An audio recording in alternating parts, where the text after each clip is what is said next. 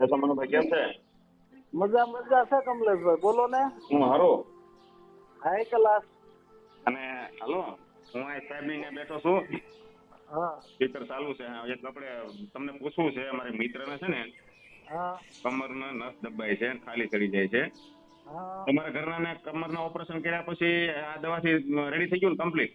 કમરનું operation કર્યા પછી 5 વર્ષ સારું રહ્યું. હા પછી 5 વર્ષ પછી પાછા ખાટલા પડી ગયા, નતું એમનેમ થઈ ગયું, વિખાઈ ગયું પાછું ઓપરેશન, હા બગડી ગયું. હા પછી એટલે પછી હાલતા ચાલતા બંધ થઈ ગયા. પછી MRI કરાવ્યો ને અહીંયા નવસારી ડોક્ટર છે પરમાર, આપણો મહુવા બાજુનો, હા એ બહુ માસ્ટર છે. તો એની પાસે ગયા અમે. અહીંયા ને અહીંયા કીધું આપણે નથી બતાવવું કોઈને. હા હા એટલે અહીંયા ગયા એટલે એને કીધું MRI ને એવું લેતા ગયા. એટલે એ કે ભાઈ આમાં ગાદી થઈ ગઈ છે ફલાણા મણકાની. એનું સાહેબ ઓપરેશન કર્યું હતું. એ કે એ ઓપરેશન વાળું પાછું વિખાઈ ગયું છે. એ કે એને પાછું ઓપરેશન કરવું પડે. તો મેં કીધું ઓપરેશન વગેરે ન થાય કે ઓપરેશન વગેરે આમ કઈ થાય એમ જ નથી, નકર દાખલ જ થઈ જાવ કે આનું ઓપરેશન કરવું પડશે. સાહેબ દાખલ નથી થવું ને, અમે દેખાડવા આવ્યા હતા. એટલે અમે ઓપરેશન કરાવવા માટે પછી તમારી પરમિટ લઈને આવશું, જરૂર પડશે તો. બને ત્યાં સુધી નથી કરાવવું એવું બધું કે કરાવવું જ પડે, એમાં હાલે જ નહીં. બરાબર. તો મેં કીધું સારું, અમને અત્યારે થોડીક દવા આપી ગયો એટલે અમે ઘેર વૈયા જઈએ. અમે આવ્યા ઘેરે, પછી કીધું આપણે ઓપરેશન નથી કરાવવું ને મંદિરે ગયા SMVS. એટલે અશોકભાઈ છે ને એના સ્વામીના ખાસ કોન્ટેક્ટમાં, એટલે સ્વામીને કે મનુભાઈના ઘરના પ્રોબ્લેમ છે, મહારાજને કઈક પ્રાર્થના કરો સારું થઈ જાય. તો કે શું છે? તો મેં કીધું સ્વામી ગાદી આ રીતે કહી ગઈ, ઓપરેશન એકવાર કર્યું હતું ને 5 વર્ષ હરખું રહ્યું, પાછું વિખાઈ ગયું. તો કે ગાદીના સેટિંગ માટે તો હું ઓપરેશન ન કરાવતા. કે કેમ? તો કે મારે ઉપર ગાદી કહી ગઈ હતી હાથની, હાથ હસોડો ઊંચો ન થતો.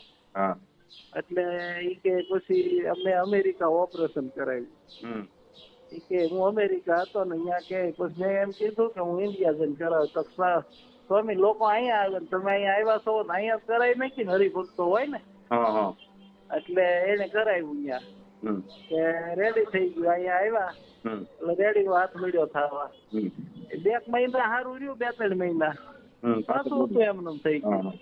પછી હાથ જ ઊંચો ન થાય. પાછો એક્સરે કરાવ્યો ને તો કે પાછી ગાદી કહી ગઈ. તો ઓપરેશન નો મિનિંગ શું એમ?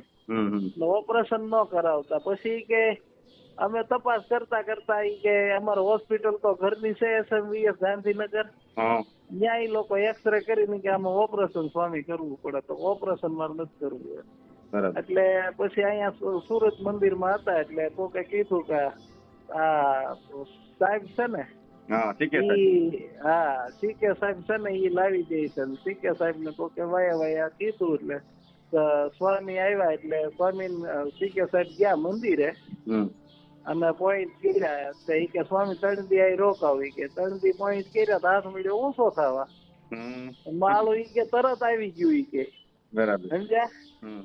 પછી મને કે આ કાર્ડ તમે ત્યાં જ વૈયા જાવ, બીજી કઈ ન જતા. એટલે અમે ત્યાં ગયા. સાહેબ ને કીધું, જો સાહેબ આ MRI એટલી ગાદી કહી ગયેલી છે, તમારથી આવે એમ હોય તો કહેજો, ખોટા રગડતા નહીં. ના ના મનુભાઈ આવી જાય, પણ 3-4 મહિના લાગશે. ભલે 5-6 મહિના લાગે. તો તમારે 3 મહિના તો રોજ અહીંયા આવવું જોશે પોઈન્ટ કરાવવા. રોજ આવશે. તમે 3 મહિના રોજ ગયા તો મહિનો થયો ને તો આમ ત્રાહી હાલતી સ્થિતિ થઈ ગઈ. પછી બીજો મહિનો થયો એટલે દુખાવો ઓછો થઈ ગયો. ત્રીજો મહિનો થયો એટલે મળી 5 સાલમાં સેજમથી દુખાવો રહ્યો તો. પછી સાહેબ કે 1 મહિનો હવે તમે છે ને પોઈન્ટ કરવા નહીં આવતા, 10 દી એકવાર બતાવી દેજો, 3 વખત મહિનાની દવા લઈ ગયો. બરાબર. એટલે બધું રેડી થઈ ગયું. દોડા દોડ કામ કરે, રસોઈ બનાવે, રેડી ગયો. એ ગાદી નો પછી એક્સરે નથી કરાવ્યો, પણ એ આવી ગયું હોય તો સરખું થાય. એવું મારા દોસ્તાર ને ઓપરેશન કરવાનું કીધું છે.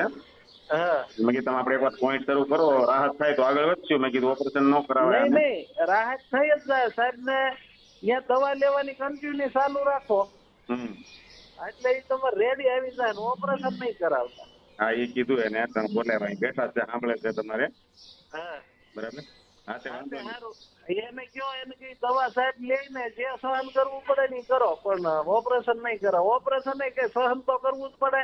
હા, એમ ઓપરેશન સહન તો કામ કરવાનું જ છે. કરે પછી ટાંકા લઈને ખોલાવા જવાનું, ખાટલામાં સૂતું રહેવું, સંડાસ પેશાબ કરવા જવાની, કાટી મહિનો એક થાય ટીકેટે પછી એની કસરત કરાવીને આ કરાવું તે ઈ પાછું સક્સેસફુલ જાય તો નકર વીખી નાખે બગાડી નાખે ડોક્ટર ને એક જરાક ભૂલ થઈ ગઈ હોય તો આપણે હાવ બરબાદ થઈ જાય. ના ના એટલે આને એમ જ કરાવું મેં કે કસરત હમણાં પોઈન્ટ રોજ ચાલુ કરી હા બરાબર એટલે ધીમે ધીમે ખ્યાલ આવી જાય તો ના, રાહત થાય.